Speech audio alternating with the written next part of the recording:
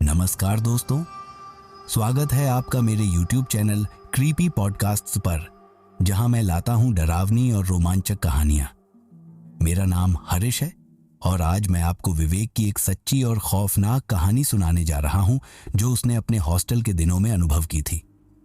तो चलिए बिना समय गंवाए कहानी शुरू करते हैं। मेरा नाम विवेक है और ये मेरी हॉस्टल की कहानी है। ये एक ऐसी घटना है जिसे मैं कभी नहीं भूल सकता। मैं अपना सामान पैक कर रहा था। मेरे माँ बाप मेरे हॉस्टल रूम में खड़े थे। उनके चेहरे पर थोड़ी घबराहट और निराशा थी।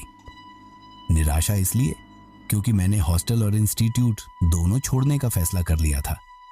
बस 15 दिन पहले ही ऑफलाइन क्लास शुरू हुई थी, लेकिन अब मैं वापस लौटने का सोच रहा था। कमरे में गहरी खामोशी थी, लेकिन मेरे अंदर जैसे एक तूफान मचा हुआ था। यह फैसला मैंने एक छोटी सी वजह से नहीं लिया था। वहां कुछ ऐसा था जो मैं किसी से भी शेयर नहीं कर सकता था। यह उस वक्त की बात है जब पहली कोविड लहर कम हो रही थी और हॉस्टल फिर से खुलने लगे थे। मैं थोड़े घबराए हुए भी था और थोड़े उत्साहित भी कि ऑफलाइन क्लास में भाग ले सकूंगा, लेकिन फिर भी दिल में एक अजीब सा डर था। हमने कई हॉस्टल देखे। पहला हॉस्टल छोटा था और बिना खिड़कियों वाला था। इसे देख ही मैंने इनकार कर दिया। दूसरा हॉस्टल ठीक था, लेकिन मुझे नहीं पता था कि यह जगह मेरे लिए एक गहरी और खौफनाक खाई बनने वाली है। पहले दिन सामान जमाने में समय लग गया, लेकिन रात ने मुझे बेचैन कर दिया। मेरा कमरा दूसरे फ्लोर के सबसे कोने में था। सोचा था यहाँ कम शोरगुल होगा और पढ़ाई में भी आसानी होगी, लेकिन रात के 1 बजे जब मैं सोने की कोशिश कर रहा था, कमरे में सन्नाटा इतना गहरा था कि डर लगने लगा। अचानक मेरे लैपटॉप से आवाज आई और ये मेरे फिजिक्स टीचर का लेक्चर था जो अपने आप चलने लगा। मैं चौंक गया। मैंने सोचा शायद साइट खुली रह गई होगी। लैपटॉप बंद करके सोने की कोशिश की, लेकिन उस दिन के बाद से मुझे चैन की नींद कभी नहीं आई। अगली सुबह 5:30 पर जब मैं एक्सरसाइज करने के लिए बाहर गया तो वार्डन ने कहा, रात भर पढ़ाई क्यों कर रहे थे? आवाज थोड़ी कम कर लिया करो। मैंने हैरान होकर कहा, मैम मैंने तो रात को पढ़ाई ही नहीं की। और उन्होंने बस मुझे अनदेखा कर दिया। अगले दिन भी वही हुआ। वार्डन ने फिर कहा, अगर ऐसा फिर हुआ तो तुम्हारा लैपटॉप जब्त कर लूंगी। गुस्से में मैंने उनसे बहस की, क्योंकि मुझे यकीन था कि मैंने लैपटॉप बंद कर दिया था। उसी दिन मेरी मुलाकात रोहन नाम के एक सीनियर से हुई।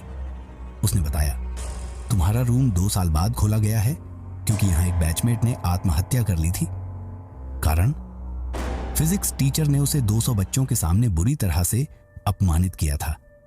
यह सुनते ही मेरी रीढ़ में सर्दी की लहर दौड़ गई। 5वीं रात मैंने कमरे के दरवाजे पर जोरदार धमाका सुना। वार्डन दौड़कर आई और मुझे डांट पड़ी। उस रात मैंने प्रार्थनाएं चलाकर सोने का सोचा, लेकिन फिर भी दिल में एक डर था कि कुछ और अजीब हो सकता है। 14वीं रात मेरी नींद अचानक खुली। देखा मेरे फोन से प्रार्थनाएं बंद हो चुकी थी और मेरा फोन कमरे के कोने में पड़ा था। वो कोना जहां मैंने उसे रखा ही नहीं था। ये देखकर मैं डर के मारे कांपने लगा। मैंने वार्डन से उनका फोन मांगा और तुरंत अपने माता पिता को कॉल किया। उनसे कहा, प्लीज मुझे यहां से ले जाइए। उन्होंने मेरी आवाज में डर सुना और सुबह आने का वादा किया। उस रात मैंने वार्डन के डेस्क के पास बैठकर पूरी रात बिताई।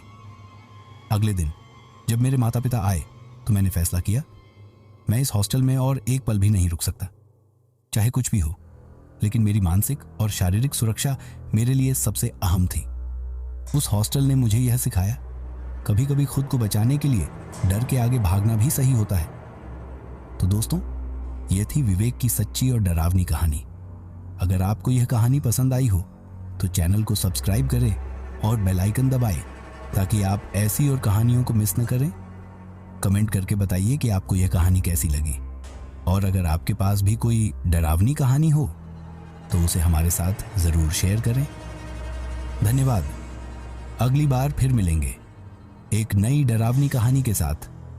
तब तक के लिए अपना ध्यान रखें और खौफ से जूझते रहें।